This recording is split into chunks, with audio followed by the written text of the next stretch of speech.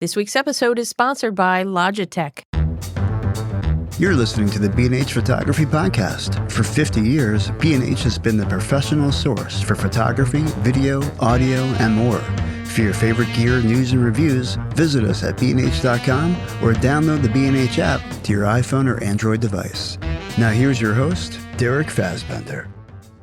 Welcome, listeners. I'm Derek Fassbender, host of the B&H Photography Podcast. And I'm Jill Waterman, the podcast senior creative producer. And I'm Mike Weinstein, the show's technical producer and audio engineer.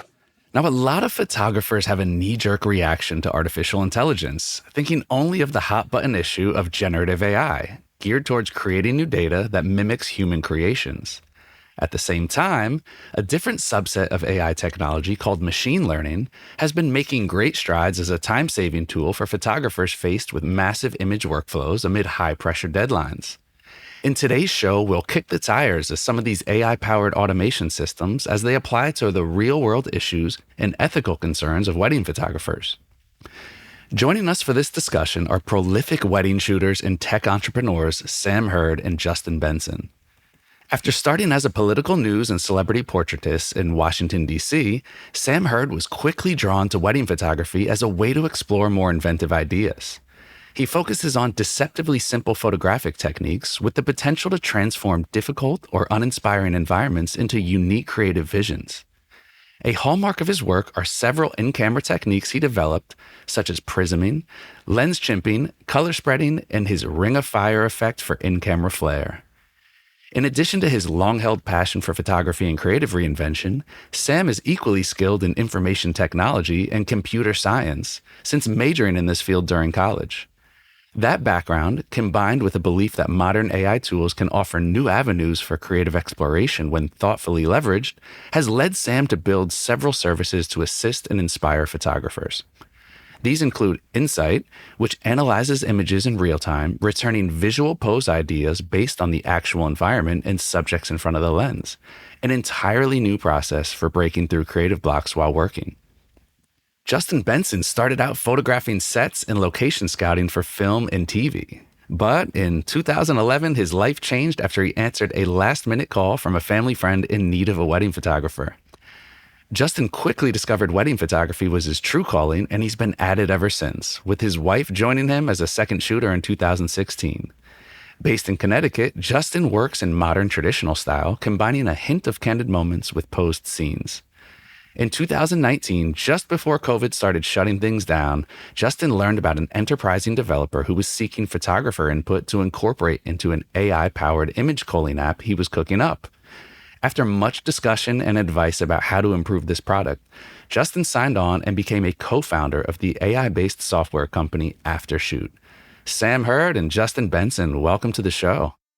Thanks so much for having us. That was extremely impressive, what you just did.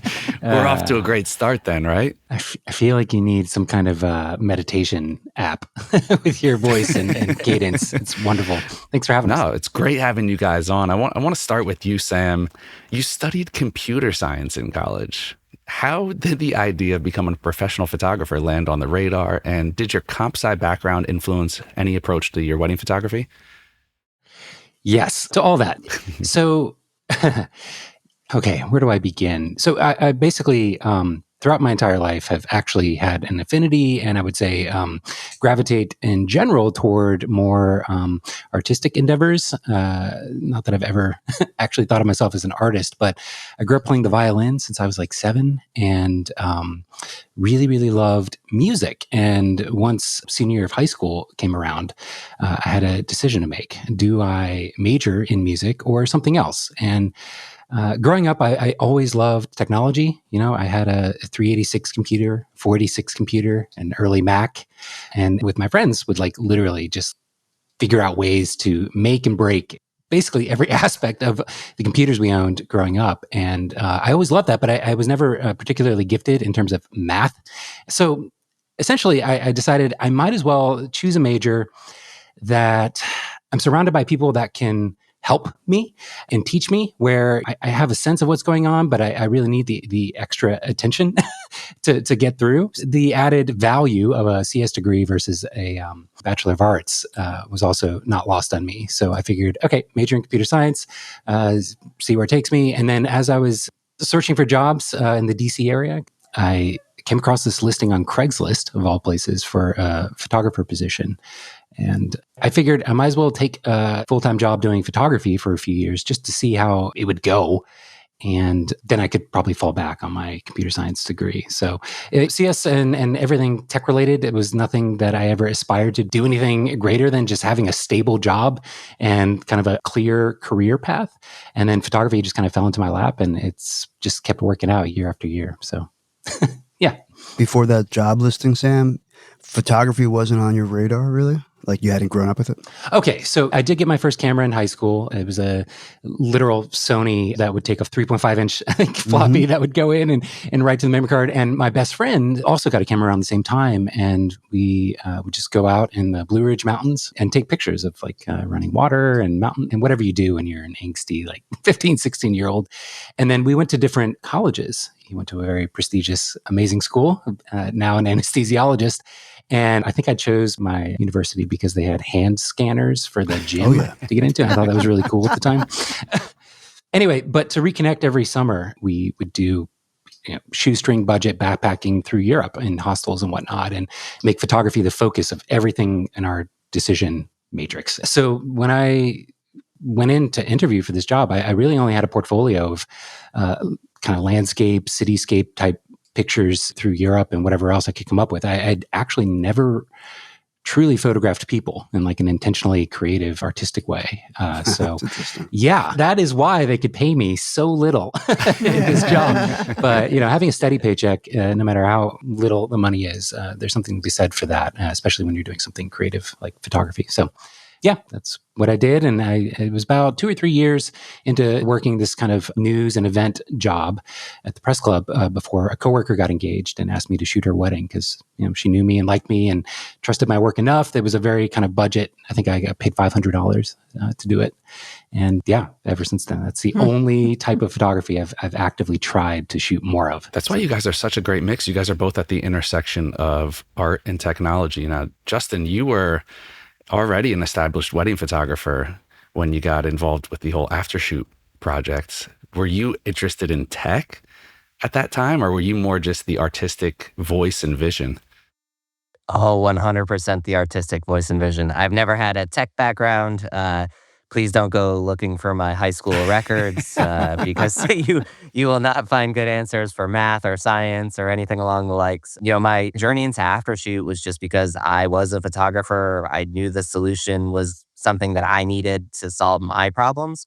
And it just so happened my mentality or the way my brain works, it's very much based in the concept of being able to like compose and dissect things. Like I could take things apart. I love working on cars and, different technical things. And so the things I was suggesting that a photographer would look at in a photo, I'm pretty sure the team always has been like, you're crazy. But at the end of the day, they're like, yeah, you know what? That's kind of the process that we need to look at. It's not necessarily what we know in machine learning. It's what we don't know that I can give the input on. I think that's such an interesting call out right there, because a lot of times people go into something like this and they're like, are you sure you want me? I don't really know anything about this. And the other side is like, well, no, that's why we want you, because the pool isn't tainted. We want somebody to come in who knows nothing about our side. Let us handle that.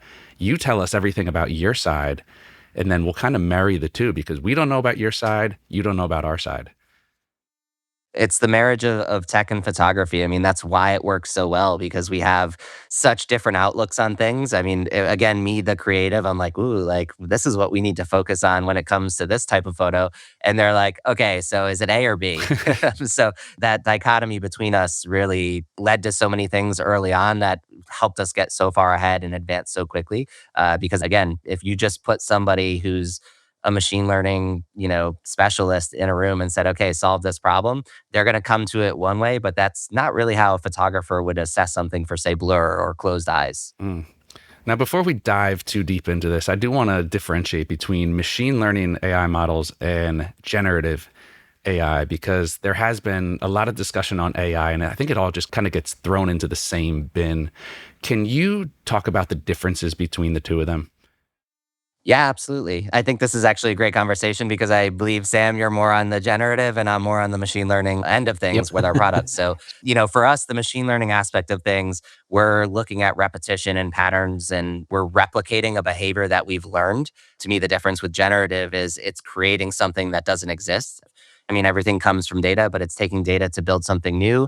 Whereas, like the machine learning side of things is actually taking what we know and trying to replicate the behavior and make predictions based off of it. That was such a concise explanation. You've been practicing that, Justin. I don't think I've ever heard anyone explain it that simply. As the photographer side of things, I'm always looking for like the easiest ways to explain the difference. Our product, we say your magical unicorns are running.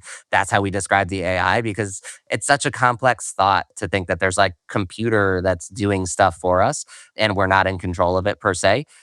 So to me, it's always been like, how do I make this something that we can associate with? Because when we first started, I was excited because I was overwhelmed by work. But if I wasn't overwhelmed by work, I would have been like, I don't want AI to take my job away from me. Totally. Is there something that comes up ethically on the side of the machine learning? I mean, usually when we hear the ethics, I think generative. But is there anything on the machine learning side that you guys are plugged into that has involved the ethics of it?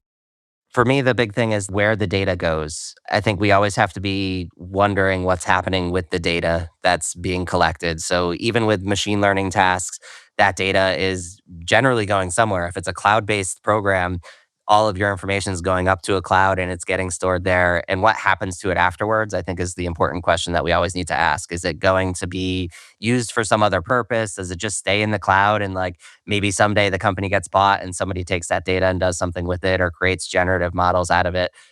So I think the big question isn't so much like what is the ethics behind it, but like what is the ethics behind the company that's having that data? Mm. I always find it so interesting how AI has forced this conversation and it's become such a contentious battle.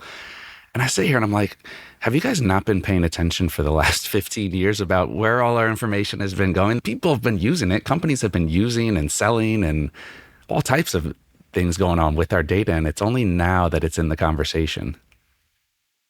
For sure. And that's expected. I mean, this is your creative personal data. So this was one of the things we always wanted to do differently. The data doesn't have to leave your computer. So it can stay on your machine. It doesn't go to a cloud. It doesn't have to get hosted anywhere. And that was something that I was really ambitious about early on because I had those fears. What if all of these images get thrown into something and then my wedding clients start appearing elsewhere? I don't want my stuff going off my computer or going to other places. So it's something that we've always tried to do with the software is really limit how that data can go anywhere. It doesn't have to go anywhere if you don't want it to as well. Mhm. You're both on the software development and creative side, which I think is kind of cool because you're both just constant case studies for your own work. Do you guys look at that? Like when you're going out and doing jobs now, is the AI in your head? Mm. I would say personally, gratefully, I've 15 years now shooting weddings, been able to maintain a very kind of hyper-focused state when I'm shooting. Whenever I've got the couple in front of me or my subject in front of me, I am quite directly connected to them because I think a lot of what makes a good photograph is actually not the clicking of the shutter. It's everything that leads up to that moment, the communication with the client, the stage setting, connecting with them in a way that they're able to be vulnerable or have their defenses down so that by the time I've taken the photo, they're not even aware that it's happened, right? So many people grow up in life with this countdown in their head of like 3, 2, 1, I'm taking the photo, which is definitely tail end of the film era, which makes perfect sense given the operational aspects of film. But when it comes to trying to have a new creative input, it's actually been quite a challenge. As somebody that's developed this tool called Insight, which allows me to send images as I'm shooting up to this service that I built and then get feedback in real time. It's now 2 years later, still a bit of a struggle for me to make room for that new information, that new kind of creative insight until I hit a roadblock creatively, which I think everybody has experienced at some point, whether you're a photographer or anything else. You hit these creative blocks where maybe you fall into a routine of how you approach something or you're just doing things the way you always have. And then you realize, like, I want something more from this. And I literally don't know how to get there. And I've tried to just start shaping my mind in a way that, oh yeah, I can look at these pose ideas that I sent off, even if it was 30 seconds ago, that's helpful. But a lot of times it's like 10 or 15 minutes prior that I sent these images off to my Gen AI to get pose ideas. And I have hit that roadblock and I'm like, oh, okay, let me look at this. What can I do? And I'm not going to like recreate the entire idea of what the Gen AI is made for me, but some aspect, oftentimes it's just a gesture or a slight positional change that can just completely open a new avenue for, creative exploration. So That's like the dream. I've been doing this since 2011, and you can see the turning point in my career, probably 2016 or 17, where nothing new really came out, like maybe one new photo per wedding where I was like, I have to challenge myself to create something new, but everything else became so rhythmic, so predictable. My work, it's great for my clients. Like they know they're going to get the exact same thing that everyone else is getting. But as a creative, I'm tired of doing the same thing, like same venues, same locations, same poses. So having a tool like that in your pocket is so valuable. Now, what about the human element? Sam, you were talking about the lead up to the photo and everything that goes on during that day. And it has me over here thinking that's the one thing that AI doesn't have is that human element. You know, if there's something that happened between you, the bride, and the groom, and it's something you all laugh at, or it's like one of those memorable moments that's an if you know kind of thing. How do you pull that out with AI? Is it possible? Or are we getting to a point where AI is going to start looking at things other than just the aesthetics or the technical side of things? absolutely. I mean, you're talking actually to an AI avatar of Sam. The actual Sam is making eggs in the kitchen right now. But honestly, as funny as that is to think about, that is sort of the reality we're headed toward. I mean, I have my own podcast. We're about 100 episodes deep at this point, and you could easily create exactly me, the way that I'm sounding, and I could send it all of my, gear reviews, my Patreon articles, and workshop stuff, and everything that you're hearing right now could be synthesized in 5-10 years, if not a year from now. It might actually even be capable. I've never actually tried because, I like actually talking to other humans and not having an AI do everything for me. But Justin touched on this a minute ago, where even the Gen AI, which does seem and is technically something new, it's still looking at everything before it. And humans have the very unique and special ability to kind of like have this bird's eye view of all of this and insert something new into the equation that the Gen AI is literally incapable of. As much as it might fool you into thinking it's doing something totally new, it's really not. It's all built on something that came before it.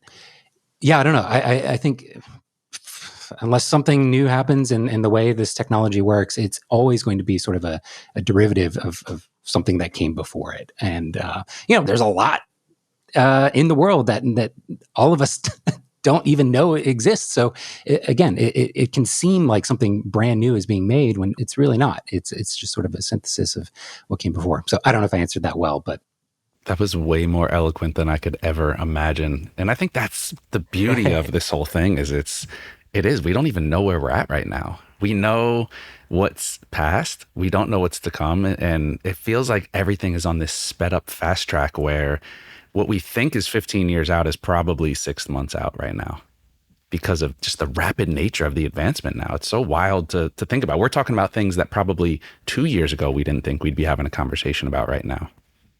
yeah. Oh, for sure. Now, I want to go into the aesthetics because we did talk about human element. We talked about all this machine learning.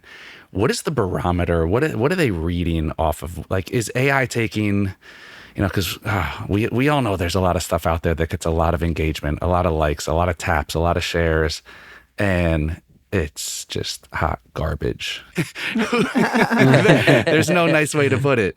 So who's setting the bar? How is aesthetically pleasing registered or metered with AI? This is the stuff that really fascinates me. Like, how are we drawing up the scale? That's Go ahead, Justin. I'd actually love to hear your insight because you have more of the behind the scenes of like training huge, large data sets. But as far as I understand it, it is literally just a voting mechanism. Anybody here is familiar with Reddit. The comments that you see first are the ones that have been upvoted the most over a period of time. And everybody knows, if you're familiar with Reddit, sometimes that is extremely enlightening and high quality data, and sometimes it's complete garbage. So anyway, I am curious to hear Justin. Yeah, that's kind of like the bread and butter of what culling is. I mean, right? What is aesthetically pleasing? What is the best image out of a set of images? And there is some black and white to it. I mean, there's very clear like parameters. Is this in focus? Is this out of focus? Like, is your subject in the center of the frame or on a third? But then there's always some subjectivity to it. Sam and I could go cull each other's work and we'd come up with probably completely different solutions. What aesthetically pleases him versus what aesthetically pleases me. And that's where the AI can learn from. So our AI will learn from those changes you make and start saying, oh, okay, you know what? Sam really likes the emotion, even if the image isn't technically as sharp. So it can pick up on these smaller nuances that we have, but there isn't a way for any AI at this point to just say, undoubtedly, this is the best photo that you've taken. It's too subjective. There's too many variables, too many things. I mean, a really, really great photo may be a moment that is truly special to you as the photographer or to that couple or subject or whatever it may be. There's something that's really, really inherently emotionally complex about an image that you appreciate that AI just, it won't have the insights. It can't make a decision because it wasn't there. It doesn't know the pieces. So, humans always have to be involved. This is a creative space. AI can be creative in like a generative sense. It can come up with ideas, it can produce things, but it doesn't know how to assess creativity the way that is so individualized. I mean, again, you go to the Museum of Modern Art and, you may resonate with one piece because it speaks to you in one way, and I may resonate in another and completely disagree that the piece that you like is great. So there's always that subjectivity and that creativity that I think humans always have to be a part of. It reminds me of the graphic design meme that was going around a couple of years ago. And it was like, graphic designers, relax. The client's still going to have to be able to tell you what they want. Yep, absolutely. I do have a recent anecdote story to share. And so far, all of us, I think, have kind of focused on like the creative way that these tools can help with things in terms of creativity. But one recent thing, I got an email, I think 3 weeks ago from a bride, photographed her wedding in 2018, 2019. She's, hey, Sam, hope you remember me. It's like, yeah, of course I do. Oh my gosh, I hate when clients say that, but yes, of course. I have some really sad news. Somebody that attended my wedding was a ice skating teacher of mine, and she passed away in the flight that crashed into a helicopter in the DC area a couple weeks ago. She said, she attended my wedding. Do you have any more pictures of her? And I gratefully try never to delete any photo I've ever taken, even ones that I don't ultimately deliver to the client or do anything with. And anyway, so I took a deep dive back into their entire collection of photos, just desperately looking to see if I had more pictures of this skating coach. And all I could find was a super 24 millimeter wide angle shot of the couple during their first dance, and way off in the distance, I could clearly see her skating coach. And I was like, no, it's not a portrait. She's barely in focus. She's certainly not the focus of the shot, but that's all I had. And I sent it to her, and she said, thank you so much. This is more valuable than you could ever imagine. And, she's just a blurry figure in the background. And that kind of thing, I think we're so far off from that. It's why I don't have anxiety or worry about all of these tools existing in the world, because moments like that make it very, very clear that the context of what's happening outside of what's actually mapped in math on paper and running through the machine is two different realities entirely. And us humans are kind of the bridge between that. And that's, I don't think, ever going away. So. Wow, that is such a powerful testament to how important the human element still is and will probably remain. Absolutely. And so often photographers look at these tools as like, okay, what if it does a lot of the work for me and something really important gets left out? But I think they think of it in a very obvious way, like the picture they took of the rings or the couple hugging their parents. Like those are obvious moments that hopefully aren't left out. But no matter what, I love this idea. I don't remember what kind of old school photographer said this. A photo is taken twice. Once when you're actually clicking the shutter, and a second time, and I think probably the most important time is when you're actually choosing that photo from your timeline and showing it to somebody else. And it's almost impossible to know when and what that moment is going to be. So anyway, at the end of the day, I recommend just saving all your photos no matter what. Every single click you've ever taken, storage is cheap. Same thing. I keep everything. You never know at what point you might want to reference back and, you have that exact story. It's unpredictable. It doesn't mean much to you at the time. Oh, it's just a background photo or whatever it may be, but that means something to somebody and you have that moment, you cherish that moment, hold it for them, and eventually they may need it. I'm curious how long it took both of you to trust the process, to trust AI. Is it ever 100% trusting, or is there always going to be that shred of, I just want to get my own eyes on it? My entire process with AI, how I work with AI, I'm looking at it as an assistant. It's not me. It can't ever be me. I'm too picky. I'm too creative. I need my hands involved in every part of it because it's my art. So there'll never be a day where I will just set it, walk away, and say, "Yeah, it's going to do it just like I would."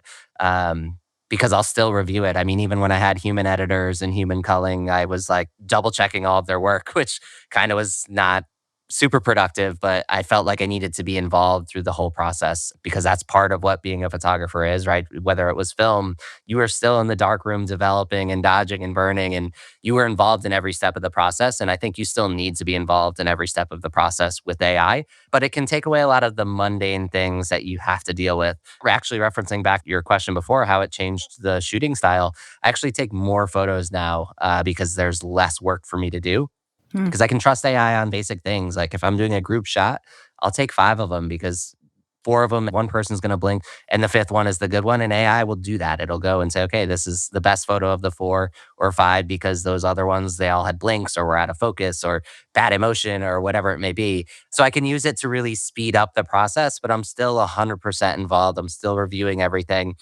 Sometimes AI just doesn't know what the intent behind the image is. It wasn't there. It doesn't have context.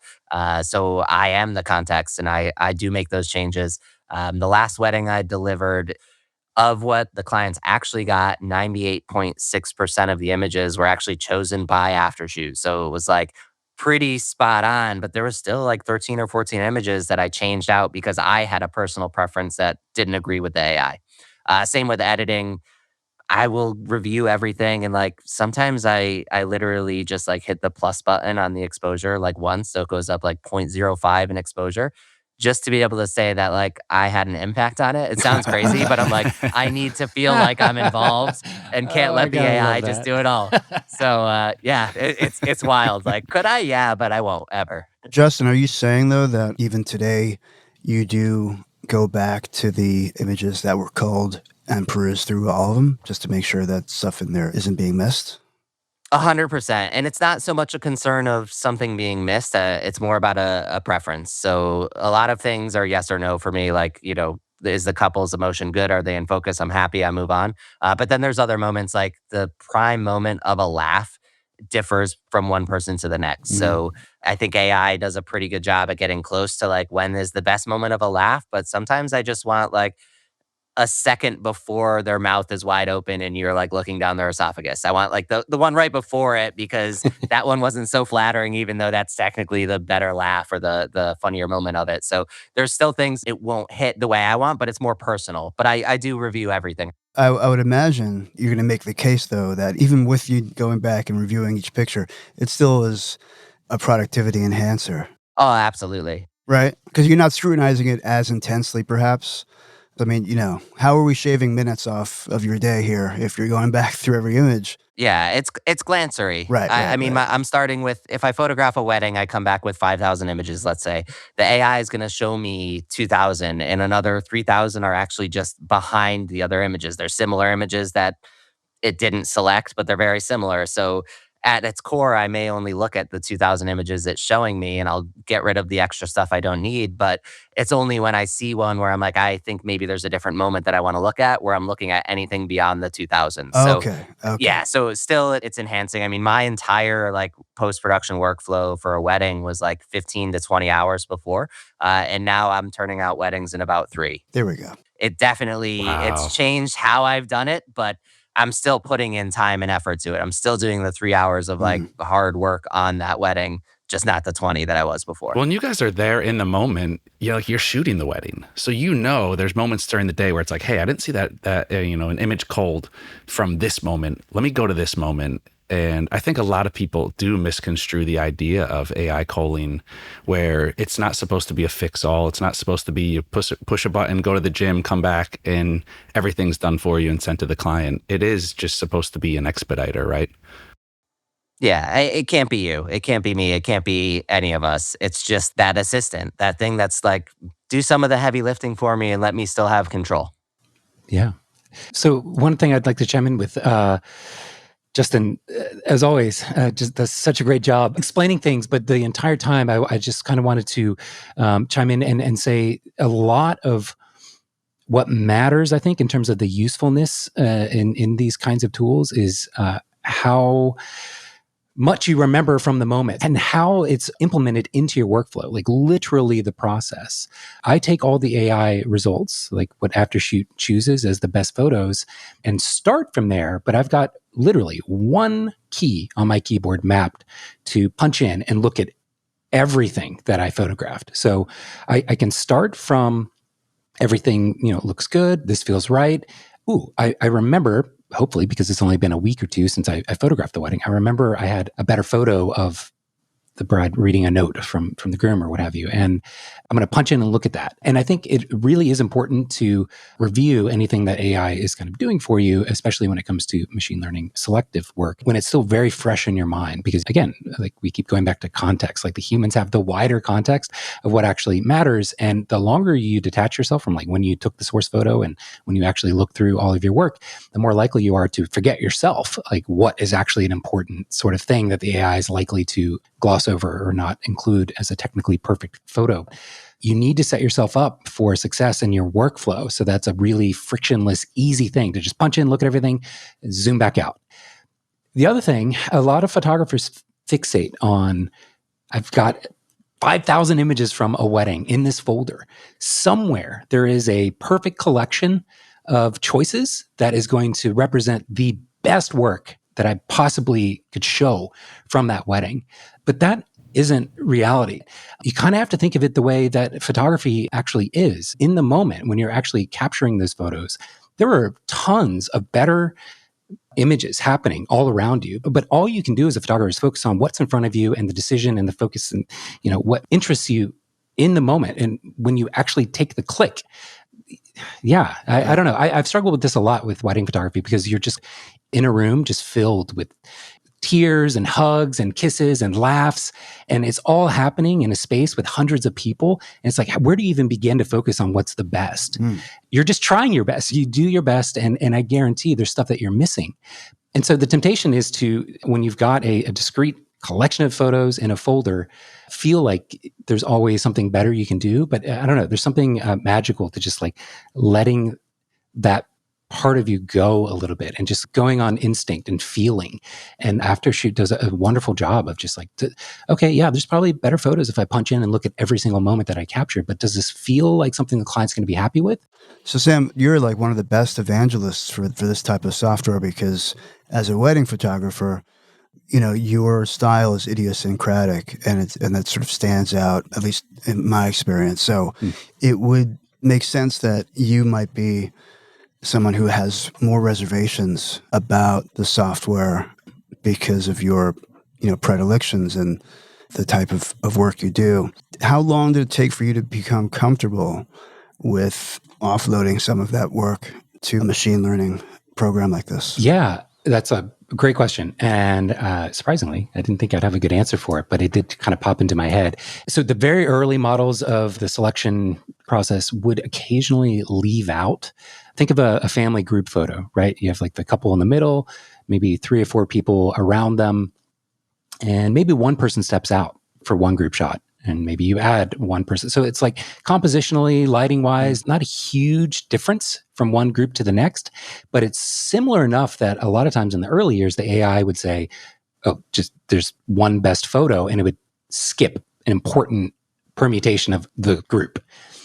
Once that was solved, which was probably about a year and a half, maybe, so like 2021, where the AI would never, essentially, I would say, probably, I don't know, Justin, if you have actual numbers, I would say it's like 99% accurate with never leaving out group photos or, some really specific scene or compositional idea. It will choose at least one from everything so that I don't feel like I have to take a global pass over the entire set at any point. Once that threshold was stepped over, I started to trust it a lot more because at least I always had one flag, one identifier to say, oh, okay, there's that moment I can punch in. It's definitely not the best, but at least it's shown to me so I can remember to jump in and look at all the other options. That makes perfect sense to me, yeah. Yeah, Sam, actually, you were on that original proof of concept, the first version. I think you were the only other person besides me that didn't say give up.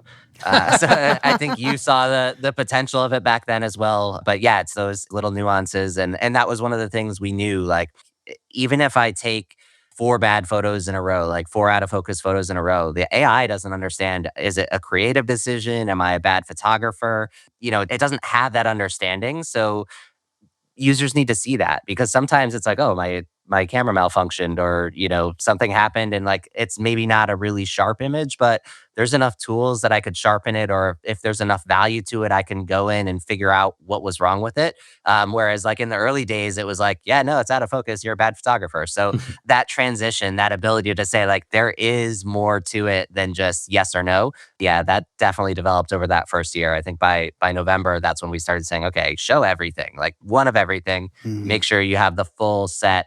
So you don't have to say, okay, it's missing important things for me. I remember the moment I was looking through the results from Aftershoot and it's like, why is it selecting this completely black photo? And I had put my camera down in the trunk of my car, quickly, and it ripped off like 60 shots because my shutter button was, pressed against the bag in a certain way. And I was like, what? Obviously not a photo I care about keeping, but it's showing you that as just a kind of a flag for, I don't know, is this something creative you're doing? Interesting. Wow. Just one quick follow-up question. In the development phase of this, Justin, at what point did you discuss with the people behind the technology that this would only work if it's going to train on the individual photographer's data? Did you realize immediately that you're going to need to sample this particular photographer's work in order to get the best results? Oh, absolutely. I mean, that was the foundation of it. So at that point, when we first started out, AI wasn't, I mean, it sounds crazy. It was only 4 years ago, but it wasn't there yet where it was like, yeah, AI is going to learn from me. But it was always on the map. Like the goal of AI is it can be something that's constantly learning and constantly improving from the user. So it was always on the radar from day one. Like, how do we make sure that as time goes on, this reflects more individualism from a photographer? Because even from the first few culls that we would run, like the one person would say, oh, I like this image better. And the other one would say, I like this one better. And that's when we realized, okay, there's very different answers to the same question. So it does have to become individualized and customized to learn from you. And is it a constant evolving process? Could it be that way, like indefinitely feeding into this beast and getting better and better as years go by? Absolutely. It's a continual process. So from the culling side of things, from the editing side of things, and we do retouching as well now. From all of those sides, we do our own model improvements. So we look for things that we can improve upon. We look at feedback. We look at different things that we can take the lead on and make improvements upon. But then when it comes to like each individualized user, it's constantly taking that feedback that you give it. And when you start making changes to selections, it starts analyzing and looking for the patterns to understand, like, why do you keep changing this specific type of image? Whether it's bride and groom photo and you're always changing out the one where they're looking at the camera and it's because their eyes are like wide open and you want their eyes a little bit squinted down because they're smiling better. It starts looking at things like that to try and learn from all of those aspects. So yeah, it's constantly learning, constantly evolving for each user, but as a broad spectrum, we're always improving it on our own end for like what we know we can do better. One thing I'd like to chime in on, there's a temptation, I think, for these kinds of tools to be represented as a time-saving enabler. That makes sense. You don't want to spend your time doing a lot of the tedious work, but what it does is learn from everything you've done before. But in my mind, if I'm doing a good job as a photographer, I'm actually creating something new. I'm disrupting the pattern of what I've done before, and keeping it fun and interesting, and also unique for my wedding clients. And it can learn from that, but what good does it do when the very next shoot I upend things and do something in a completely different pattern, right? And so for me, I don't think of a lot of these AI tools as a time saver overall. I just think of it as the same amount of time I would spend working on a collection of photos, in a way that now I can spend 90% of my time doing something different with maybe the edit or assessing like my favorite photos, versus spending all my time and energy, 13 hours. At the end of 13 hours, you're quite tired. So even your favorite and best photos that you're excited about, you're only going to have so much energy to dive into. But with something like Aftershoot, now you can take that extra 10 hours and put it into those awesome favorite photos. You've got that contextual awareness. The couple's going to love it, or you personally just know that it's something new for you. Truly, I spend like the same amount of time editing and working through my work that I always have. You can prioritize the creative. But I can really prioritize what I know, exactly, in my core. My work has gotten significantly better since the introduction of AI, because I'm not spending as much time on some of those baseline things. Like, I'm 10 times more likely to open up an image and Photoshop out an exit sign. I never Photoshopped out an exit sign from like a first dance or anything my entire life, until I had AI that was like, I got some extra time. I can get rid of this sign and make this photo just that like a little bit better, like power lines, like all of these things. It's a funny marketing problem, because if you look at the amount of time you're working, it's maybe kind of the same. I mean, maybe not like 13 hours, or whatever it was, but you are now just reallocating your time for stuff that matters. I don't know how you should even market that or phrase it. I guess everybody kind of understands it on a bird's eye view of like, oh, this is going to save you time. But I don't really think of it that way. It's almost like a reallocation of time. It's allowing you to work smarter. There you go. Yeah. And it's allowing people like me to spend more time procrastinating on other things. True. Well, this sounds like a good time to take a short break. So everybody stand up, stretch, shake it out. If you're already standing, have a seat. And when we come back, we will continue our ravishing, fascinating conversation with Justin Benson and Sam Hurd. The Logitech Mevo Core is a live streaming camera that captures up to 4K video at 30 frames per second with high-quality audio. Wirelessly connect multiple Mevo cameras and stream directly to your favorite platform with the Mevo Multicam app. With a compact design and up to 6 hours of battery life, you can create anywhere. Head on over to bnh.com for more information about the Logitech Mevo Core, or use the link in our podcast show notes. And we are back with Sam Hurd and Justin Benson. Now, during the first half, we were talking about culling, editing. We had some mention of Aftershoot in there. Sam, you did drop in the AI-powered app that you developed, Insight, which helps photographers come up with interesting poses for wedding or portrait situations. Why is posing so challenging for people? All right, now hold on. Let me just interject here. I mean, I saw the video, Sam, on Insight.photo, and I'm watching this with my mouth agape. I'm not a photographer, so I don't really know this world. And as you're talking about, one of the hardest things we as photographers have to do is pose people.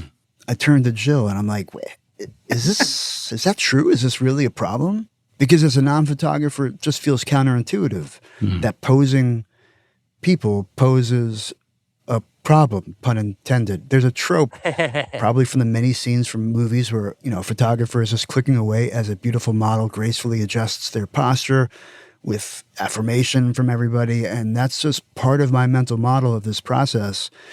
But Jill was like, this is one of the big things. Yeah. And she later pulled up a section just on posing from Creative Live's website. And sure enough, there's 3 pages of how to pose people. So it's a real issue, I guess. Yes. Yes, it is. Posing is a tricky thing, because nowadays, depending on what you're used to, what I'm about to say might resonate or not, but most people want posed but unposed, right? Like, I want to be in the good light. I want to look great. That's wonderful. But I don't want to be stiff. I don't want you to move my arm 2 inches north and 70 degrees to the right, because then I'm like a robot. I'm a mannequin. It's not going to look natural, but I still want to look good, right? So what it comes down to is posing is kind of a play-by-play situation, depending on who you have in front of you. I just got back from a wedding I photographed in Canada on Tuesday, and I had this wedding couple. The bride is a photographer herself, right? She's been at it 10 years, and she's in front of me, and I try and take some portraits. As soon as I'm starting to like do my thing of nudging her subtly into a pose adjustment, which almost always, funnily enough, has to do with hands, not the face, which I think most people think about, but you need a gesture adjustment with the hands. She is like reading my mind, and she's fluid and natural. And I'm like, how, the moment I'm about to say something, you adjust for it and make it interesting and fluid. Normal people are not like that. She's a wedding photographer. She's got the background. She's also an actress before this. So she knows how to like move in space that is kind of random and chaotic in such a beautiful way that I don't have to say or do anything. But nobody is really like that in life. As far as the vast majority of my wedding clients, they want guidance. They want a sense of like, what do I do with my hands? And for men, typically I gravitate just hand in pocket. I need to put that on a hat and just start wearing it everywhere. Like just your default state is hand in pocket. That way, it conveys a sense of you're relaxed and just calm. You're not like tense and looking for like direction or something. What is really magical about Insight is kind of frustrating for me because I think it's actually most useful when you're one photographer working with one person in a studio environment, which is not my wheelhouse. Like with a wedding couple, you can kind of play them against each other to create cute little moments and like emotional like interactions of them kissing or nuzzling noses or whatever. But with a solo person against a backdrop, it's like kind of really hard if that person's not a professional model that knows how to move. So about 3 months ago, I photographed an album cover for a guy who made a gospel album. He's been in front of the camera twice in his life, and he's like, I don't know what to do. And, we were just feeling it out, playing, experimenting for 10 minutes or so. And then I start sending stuff to Insight. And normally I've been really cagey because I don't want it to seem like I'm relying on AI for ideas. But with him, I was extremely comfortable because of our musical background. And I showed him like what Insight was showing me. And he's like, oh my gosh, I see exactly what I should do. I see what we're aiming for. I understand we're not like recreating this exactly, but I know how to like turn and position my arm in a way that I would never normally do. I think even that, you're underselling the power of Insight. I mean, as a wedding photographer, you're a run and gun. You have a strict timeline. You don't have a lot of time to be creative and flexible. And, for me, it's always like, okay, get the safe stuff. And then now I can experiment and play with creativity. But like, you can now get the safe stuff and have Insight churn back some things and get more creative. I mean, I shoot at a lot of the same venues over and over and over again. So I'm struggling to find something new to do or something interesting that's not just a repetition. So having that instant feedback to be able to just coach me, like, give me something that's not normal that I'd normally do. For instance, you have like the Ring of Fire, the copper pipe. 1 inch by 1 inch piece of aluminum pipe. Anybody who's curious, you just hold it up at 1.2, right in front of your lens, harsh, small light source, flashlight, sun, anything coming down the barrel. It's going to create a wonderful. It looks so good. No gatekeeping. And I have that in my bag, but I never take it out. But like Insight shows you that. And it's like, take it out and do it, right? It's just like, it's that extra encouragement, that ability to be a little bit more creative that I think it's super valuable to have that. Okay, so that begets this next question, which is, if it shows you the Ring of Fire, we are assuming that this is a database, Sam, that you've created. And we also know this because of the ethical statements that you have on your website. And oh my gosh, you actually read those. That's wonderful. I actually read them. I did. I do my due diligence. And I believe that you're, a fundamentally, morally, and ethically righteous dude. So tell us about that process. I mean, like, as best you can. Because to me, this is a moonshot idea. This is an idea that I jot down on a piece of paper. It's a great idea.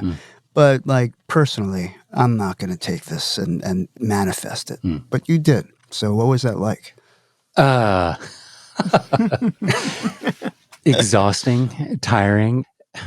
Okay, so there's two things. Within a month and a half, I figured out how to make this work for me, Sam, one person who could build this workflow to work for me. But What I really wanted was to deploy the exact same workflow for anybody that is willing to give it a try. And those are two completely fundamentally different problems. Like when you want to build something at scale, you're talking about payment processing and password protection and security and locking things down so that the photographer sending the work has a sense of, like Justin mentioned earlier, where it's going and is it being trained for something else, and all of these issues that it's like, yeah, this works for me, but trying to create Insight in a way that you go to the website, sign up, whatever, and within 30 seconds, you get an email with a unique login and know how to configure your camera. Yeah, that's like 8 months of my life was figuring out how to make it work for everybody else in a way that I wouldn't have to be the IT guy for. And so that's frustrating in a way that, fundamentally the process was the same, right? You're sending a photo, you're getting an idea back, but nobody's going to appreciate like all the work and like late nights and 3 a.m. on my laptop, awkwardly in my bed, trying to figure out why the heck somebody's phone number isn't registering properly because they're in Croatia or something and they don't have country codes there or whatever. Figuring out like that kind of thing. It's given me a new appreciation for just how difficult it is to like create something and then deploy it at scale as a business to everybody else. So, anyway, I'm not sure I answered your question, but it's super fun. I love building things, but oh my gosh, there's so much on the back end that until you are immersed in it, you just have no idea how difficult that kind of stuff is. Again, why I'm very optimistic about AI. It's so easy to look at this technology as a job-consuming, scary piece of technology, but I'm telling you, there's so much work that AI could never account for, given like the context, that I'm not worried at all. I'm really not. Sam, what goes into the back end? Like, what is the main training? I mean, as far as the posing, like it seems like it would be cut and dry, but maybe it's not, as far as where it's pulling these poses from and all the information. It's pulling poses from a training data set of 2 million of my own personal photos. My style has evolved enough over the years that one thing I was worried about with Insight was training it so much on my data that it was going to be the Sam show. Like anybody that signed up and used it, it was like, oh yeah, okay, this is what Sam would do, but what do I want to do? But my style has evolved so much over the last 10, 15 years that I've really, for better or worse, hit like every pose permutation you could possibly imagine. And so it's a giant data set based on that. It's kind of mixed in with a bunch of machine learning tools. So there's a totally different prompt and interpretation based on if it's one male versus female. And there's a completely different pathway and tuning for if it's two people in the shot, whether that's male and male, male and female, female and female, totally different. Because one of the interesting problems, I don't want to get too into the weeds here, but it is kind of fun to think about. It's like, oh, okay, yeah, I just create a thing and I send it a photo and then I get ideas back. Well, what if you have a same-sex couple? The vast majority of what I photographed, because it is just simply the most common situation in the world, is male and female. And so it would take a same-sex couple and try and like feminize one person or make one person masculine. So that would be odd and offensive. You got two women in front of you and the AI is generating one of them in a tuxedo. It's like, well, wait a second. No, that's not what I'm going for here. That's weird. So there was all of these kinds of interesting problems to solve along the way. And so it's just pulling from your images. Yes, 100%. Oh my God. If I came up with this software, we'd be in trouble. Be like, here's 3 poses to choose from. I think that's what's so exciting about this software, though. Sam's style has been such a pillar in the photography industry. The looks he creates and the concepts he does, and it's always so interesting, and I love looking at his work. So having that as the guardrails is probably the best person to do it. I mean, you can look at it and say, okay, I may not be able to be Sam, but I can take pieces of Sam and incorporate it into my work and make it more interesting and more beautiful. And yeah. It's funny to me, though, how often I get an idea back and it's repositioned the composition or use the lighting in a way that is really beautiful, But what I like about it is like how their foot is angled. and that will set me off on an entirely new idea. It's really so important to think of it as not an answer for what to do, but just sort of something to just break your mind out of that mental block. And wherever you end up, that's okay. I hope it looks totally different than the idea that Insight gave you, but I just want it to be the enabler for you to like just take a step down that new path that you otherwise wouldn't have. Yeah. Mm. I want to go back a little bit to the culling and editing because we're starting to see sort of how still photographers turned into hybrid videographers.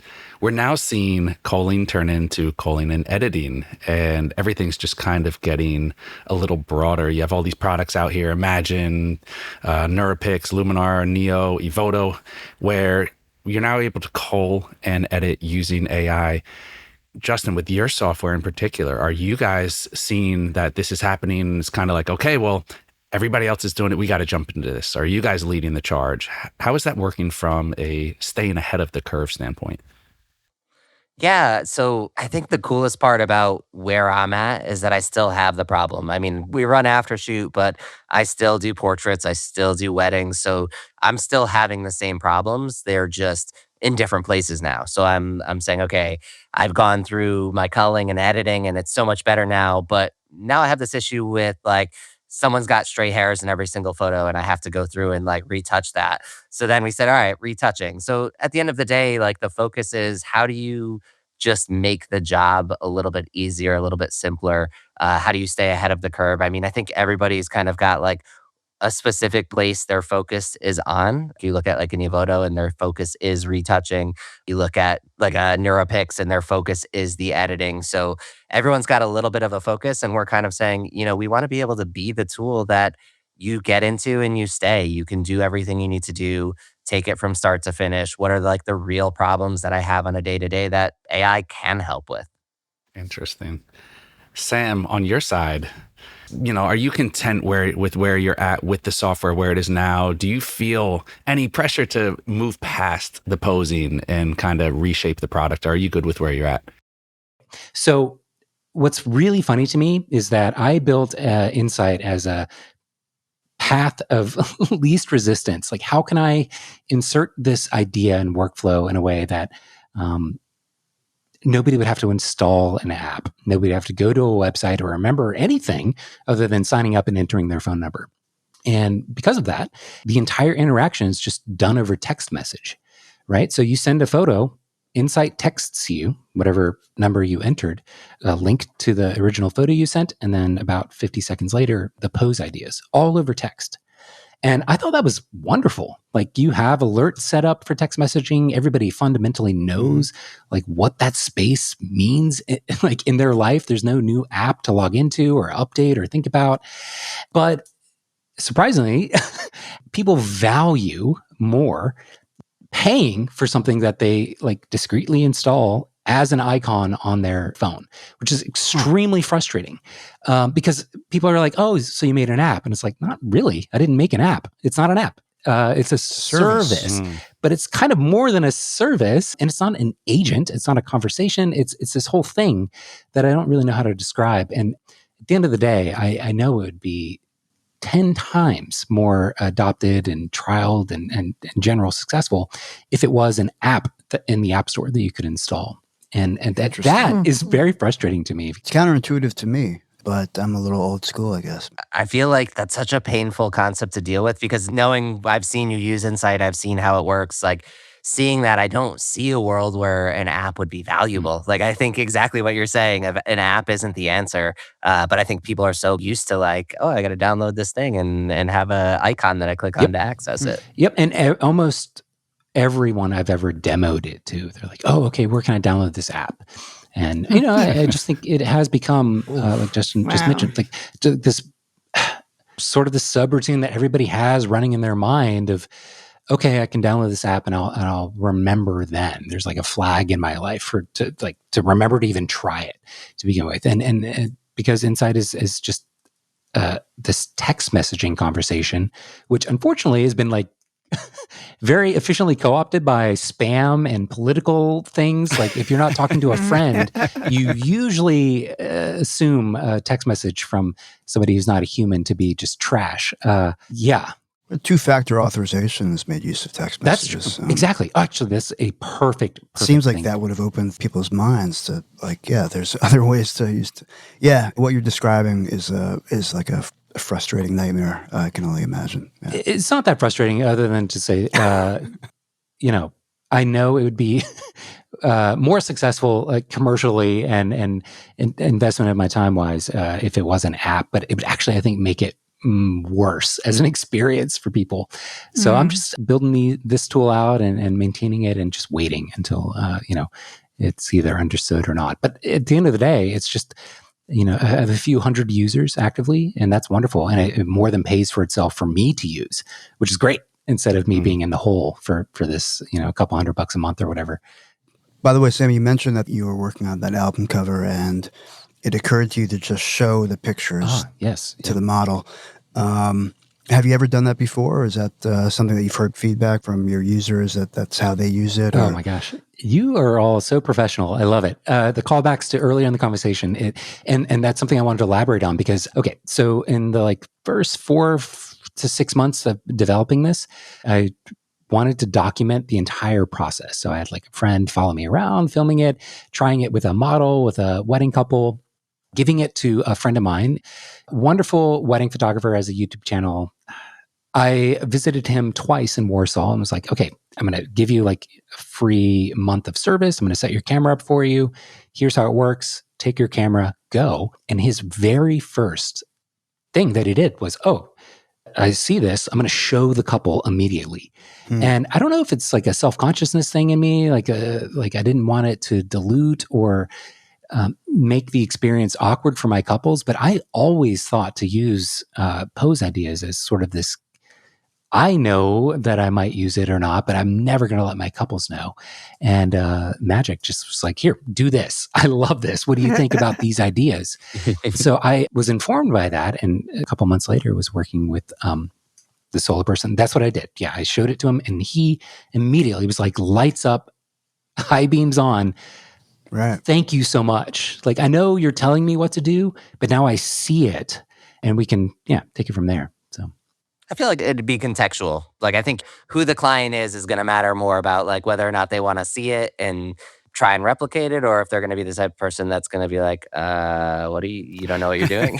you need to show me what to do. But I think that's definitely how I would see using it. I would probably 9 times out of 10 be just looking at it and saying, okay, I can do this creative thing. But then, there's always those situations where you're just you can't connect on the right level to get them to move the way you want them to, or you may feel that they're kind of resisting your ideas. So I think that's the perfect place to be here's 4 options for you. What do you think? And they can be that's what I want to do. It's a very interesting problem, especially because you're maybe talking to somebody in Europe versus the US, and they're going to have a completely different set of laws and their way of interpreting. I don't know. I'm very fascinated to just observe how default assumptions shift over the next decade, where I'm actually a little worried.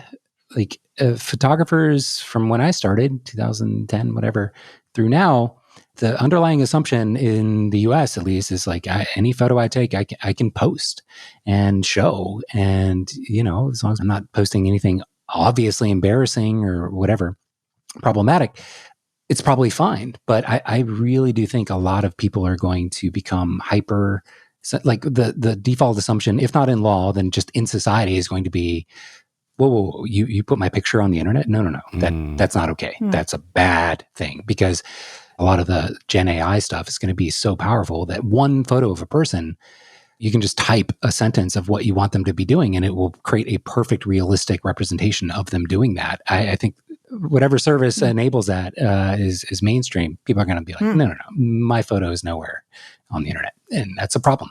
For wedding photographers, that's a marketing problem. I mean, I think that's something that's even the problem side of it is going to develop, and I feel like it's going to break out like fungi as this becomes more prevalent with well, what AI modules are training, using my images or using my likeness. We don't know at this point. There's no precedent really out there. We don't know where it's going to go. It could go anywhere.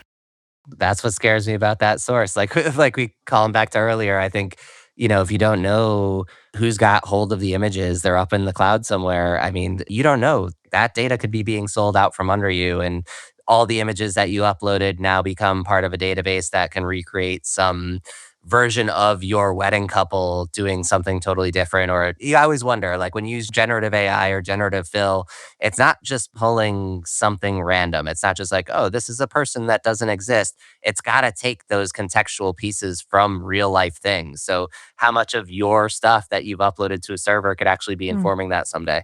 Yeah. Sam, was that an instrumental in your decision to use your own work to train Insight? Yes.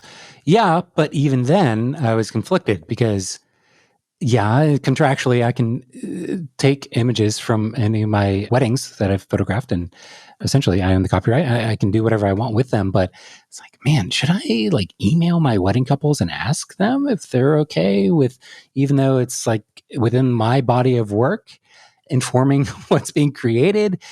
Are they okay with that? I don't know. I mean, I had a very early experience, maybe around 2015 or so with this, where I photographed a couple. It was very sweet, amazing. All I did was their engagement session, and they were wonderful photos. It just happened to work out that they were some of my best work. And a company that I was aligned with at the time was like, oh, can we put these on our banner, at our trade show booth? I was like, sure. Yeah, that's great. I would love that. Like, I'm really proud of this work. And then the guy in that couple went to one of these trade shows. And he was like, that's my face on this giant banner. Like, what? What's going on here? And so that's something, am I really going to keep track of everybody I've ever photographed and ask for their permission to use their likeness in this exact circumstance? Kind of an impossible problem to solve. And I don't know where all this leads, but dialing it all down to exactly what I made and what I have legal control of was really important. And also any image that people send to Insight, as soon as the render is done, the original source photo is erased. It's actually been a bit of an IT problem because people will say hey, I sent something off and I never got a result back. And what's wrong? And I'm like, okay, everything's working structurally. What did you send it? Because I can't actually see the photo you sent. It's like, oh, it was like a half-naked boudoir session. It's like, oh, yeah, content blockers are up for that because I don't want to deal with the legal liability of nudity with all of this, which is a whole other can of worms. It's like the first couple dozen people I seeded the beta to, it's like, oh, these are all going to be wedding photographers exactly like me, whatever. And it's like, no, half of them were sending boudoir photos of sessions they did, which I hadn't even thought about. And I had to build out protections for all that because I just don't want to even deal with it. But yeah, I'm trying to ride that line between what I know at my core is the most ethical approach and evolve it from there. Yeah. So quickly, Sam, last time we talked was 2 years ago. You had some things to say about artificial intelligence and image generation at that point. And I think you had a holy grail in mind where it was at the pixel level rendering of new stuff, which I didn't really wrap my head around at that point and still haven't. But from your vantage point, 2 years out from that conversation, have you been surprised by the technology? Have you been disappointed? I think the point I was trying to make back then was the fact that Gen AI could become so good that why even bother with a raw file? Why not just send something of a high enough resolution that a Gen AI could interpret the most important details, and the actual end result that you give to your clients is a synthesized, generated thing, but it's so photorealistic, it's fine. And so you can infinitely expand the resolution, change the lighting, change anything in their pose, and it will look like them and be perfect, picture perfect. So that's a future I actually still believe is likely to happen. And I think it makes a lot of photographers uncomfortable because it removes a lot of the skill and reality in the moment. Right. That's the concept that you mentioned that on that day. It's an interesting take. I think The one counter to it I have is I look at photos of my kids and even just like the iPhone photos, and I'm like, I would be so disappointed if I knew it wasn't real. It's just me knowing that it's not actually my Yeah. child, it's a rendition of my child, but not in a painterly way. So I think there's like both sides of the coin. I do think that the generative side of things will alleviate a lot of problems. I mean, we Hmm. already see it happening with like headshots and newborn photography. There's a lot of like people who may not have access to or want to pay for something that's a little bit more professional. So they're using the AI, but I don't think that they have that core value prop, like that core, this is a real professional quality photo of a moment in time that's been frozen. One thing I want to just, as a mental exercise, we don't have to talk about it at length unless we want to. I feel like a lot of that same perspective was sort of what happened when digital came along, right? With film photographers, the end result, the actual entire process and workflow of what you did as a photographer resulted in a physical print that you could hold. It was this, tangible thing. And with digital photography, I think there was a lot of hesitation and pushback and uncomfortableness because it was not a real photo. It looked like the thing on a screen through pixels, but it just wasn't the same as an analog film photo. And I've noticed that this year, hopefully I'm not jumping over too many ideas before presenting this, but so many of my clients are asking about film now. And I think some of that is a reaction to just trends, and, film has gone in and out of vogue for sure. But I think some of that might actually be people as a flag, an identifier of what is real and what is not. Film is the shortest path toward like, oh yeah, this moment happened. It hasn't been manipulated beyond what the photographer did, the developer did, and boom, there it is as a scan or a print. And I think that is going to become way more compelling for people that, put any thought or value what Justin laid out in terms of like having a real moment. And I think digital photographers, those that like still value kind of the concept of a real moment and a real thing, they're going to have to come up with some kind of like label to signal that something isn't a Gen AI rendition. Yeah. You know, it's funny that right now, my kids, their friends, everybody, they're really, really into early digital cameras. Yes. You know, that they would they would imprint the time date on the corner of the picture, kind of like you would have on like an old later film camera. And they love that because it's a real moment and they can say, oh, that was like, July 11th. It's wild that it's come so far full circle. Like it made me feel so old where I was like, yeah, that was like breaking innovation technology when I was in high school. And now you guys are like, we want that back because it was so valuable. Well, Sam, you spoke about this 2 years ago when you said sometimes in order to slow down your photography speed, you'll stick like a 2 megabyte card in a camera. So you're limited to like 16 pictures that day. I thought that was a brilliant sort of stopgap against this, this endless digital sloppy sea that we're all wading through. What's been the feedback that you guys have gotten? Obviously, a lot of people are wanting to pare down their process, but has there been any feedback that you guys have gotten or any sources of feedback that have really helped further along the software? Is there people who are like, hey, I'm using this to do this, and it has been something that's been really transformational in taking the software forward? For Aftershoot, it's all about users. I mean, the entire way we've set up the business, the feedback, the customer support, everything revolves around our users and making sure that we're taking into account everything they bring up. I could never pinpoint and say, like, this one person has revolutionized the whole system, but everybody collectively comes together and is like, this is what I want to use it for, or this is what I see it helping me with, or this is the thing that would change how I could use it.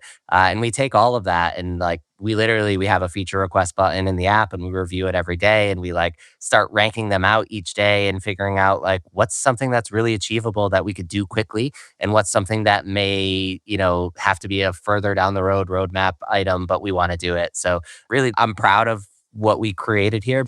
And I love this with Sam as well, is like I felt so long that a lot of these companies were not photographers and they were just doing it for the money and didn't really like have any skin in the game. But with like Insight and, Aftershoot, we are the photographers. Like the skin in the game is that we have that problem and we want to solve it. And we really believe in like the missions that we have at hand. I love that. What's been the most impactful thing you've experienced, Justin, since being with Aftershoot? Is there one thing that kind of stands out to you that has driven it forward the most? Honestly, it's the happy users. We like just if you have time to just go scroll through Trustpilot and like see everybody like how much we've impacted people's lives. And for me, I have 4 kids, so my life is crazy. And as a wedding photographer who was doing 80 weddings by myself with 4 kids, so it was just me, no associate shooters. I was doing the culling, the editing, everything by myself.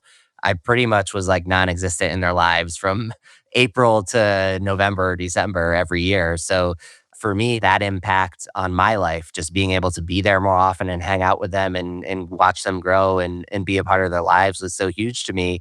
And now I see it just like this waterfall effect where everyone's like, you've changed my life, my kid, my family, whatever it may be. We've made some sort of real positive impact. And that I think everybody on the team would agree that we wake up that day and strive for that goal. How can we make that positive impact amongst photographers? Now it all makes sense. 4 kids. That was the real push into the whole AI thing. But you make a great point as far as being a father and being present. You don't get the time back.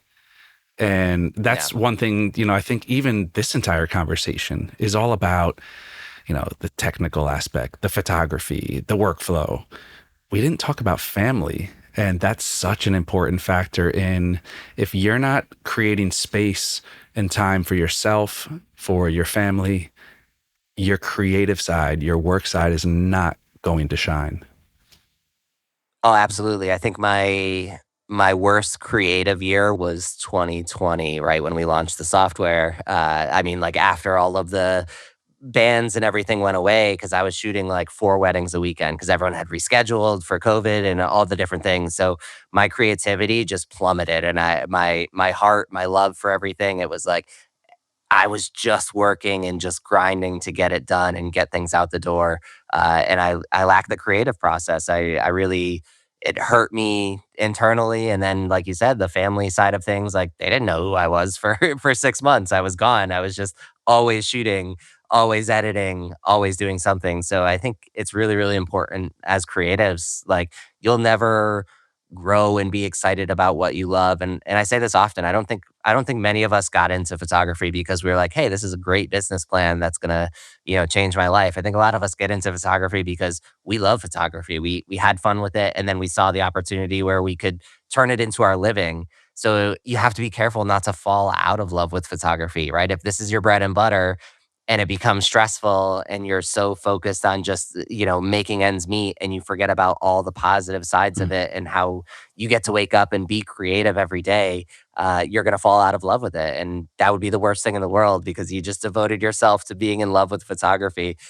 So to me, that's like, it was just so important that year, 2020, that year specifically, that this worked the way we needed it to work, because I needed to be able to step back and be happy to go shoot a wedding and go take a portrait session and go photograph my kids for fun. And it's just all the things I couldn't do because I was too busy. Now, what's next? Where are we going from here? Throw out a conspiracy theory if you want. Is there any direction that you guys see, or is there something on the horizon, something you would like to see with AI?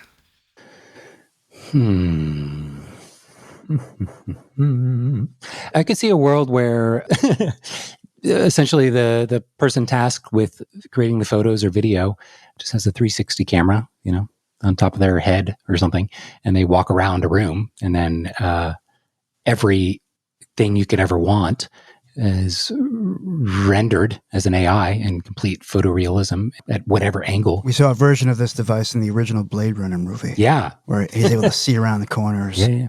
As the person that wants something out of it, you could just say like, okay, yeah, this 360 camera's in the room. I'd really like a close-up 50 millimeter, 1.4, whatever, cinematic looking shot of the bride taking her dress off the hanger, and boom, there it is, because it has all the contextual information to do that from the 360 video.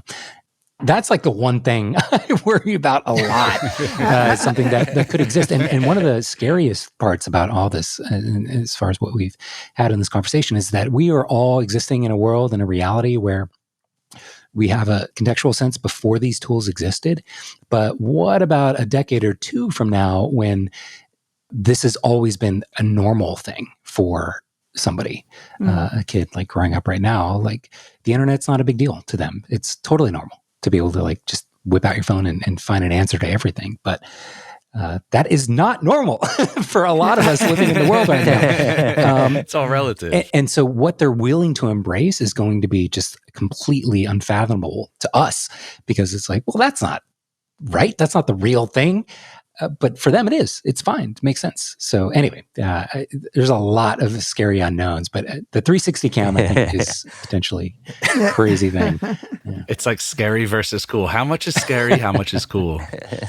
For me, I think the short term of it, I'd love to see a world where we continue down this AI road in ways that make everyone's lives just easier. Again, it's that assistant idea. Like, I don't want to have to answer emails. That's not what I'm built for. I want to have my AI assistant who knows how I talk and how I write, just answering my emails for me and putting things on autopilot, across the business. Everything should be in the near future, possibly run through AI. And, I just give it all my emails from the past, 10 years of business or 15 years of business, and it learns like how I respond to things and just replicates that behavior for me. So I look forward to a world where I'm out there just taking photos and doing my little pieces that I have to do to make sure that it's up to par for me. And then it's just freedom, right? That's what AI is here for. Democratize it, make it something that everybody can access and have some freedom with. Amen. What better way to wrap this whole thing up with just democratizing it and adding more time? That's what we all want. That's the one thing we need more of is time. And I think that's really what this does, is it just frees us up.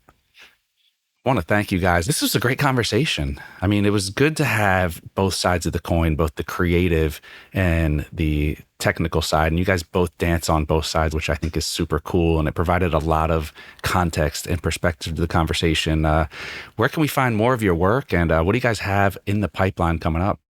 You could obviously find us on Instagram, Aftershoot Co. If you want to learn more about me, I'm J Benson Photography. And upcoming projects, we're always working on some cool stuff. We launched our second round of what we call the Create Together Fund. This is a $1 million fund that Aftershoot put forward that you can apply to and host a photography event. We want to revitalize communities. I think after 2020 and all of the COVID things, there hasn't been as many communal gatherings. And like, I personally learned so much from other photographers in my area just by attending things with them and getting to sit down and learn like that I shouldn't be charging $500 for a wedding. I really am worth a lot more. So we want to kind of revitalize that. So the cohort 2 just launched for that, so that you can create these gatherings and get together and build that community. So, and then, project wise, of course, we're always innovating, and there's plenty of really, really big things coming up soon that I don't think I'm allowed to say yet. Don't get in trouble. Yeah. I'm just me. So it's samhurdphotography.com. Insight, if you want to try it out, is insight.photo. And my Instagram is I am the Sam. So that's how you can find me. As far as projects coming up, I don't know. I've got my 30 weddings this year that I'm going to travel to, and then whatever I can fill my time with in between, whether it's workshops or conferences, I just kind of take as they come. So nothing totally direct to point to, other than if maybe in a few weeks, if you're a WPPI, I would love to say hi and have a conversation with anybody listening to this. Yeah, that's where I'll be. Awesome. Well, I want to thank you guys again for just a really interesting conversation. And to our listeners out there, thank you for joining us today. If you are a fan of the show but are not yet a subscriber, please head on over to Apple Podcasts, Spotify, B&H's YouTube channel, or wherever you get your podcasts, and please click subscribe. You can also find us on the Explorer blog, where we post photos from our guests along with our show notes. And please join us on Facebook at the B&H Photography Podcast group, where you can share your favorite photos and comment about the show. I'm your host, Derek Fosbender. Jill Waterman is our creative producer. Episodes are recorded, mixed, and edited by technical producer Mike Weinstein, and our executive producer is Richard Stevens. And thank you so much for tuning in today. Yeah. Oh.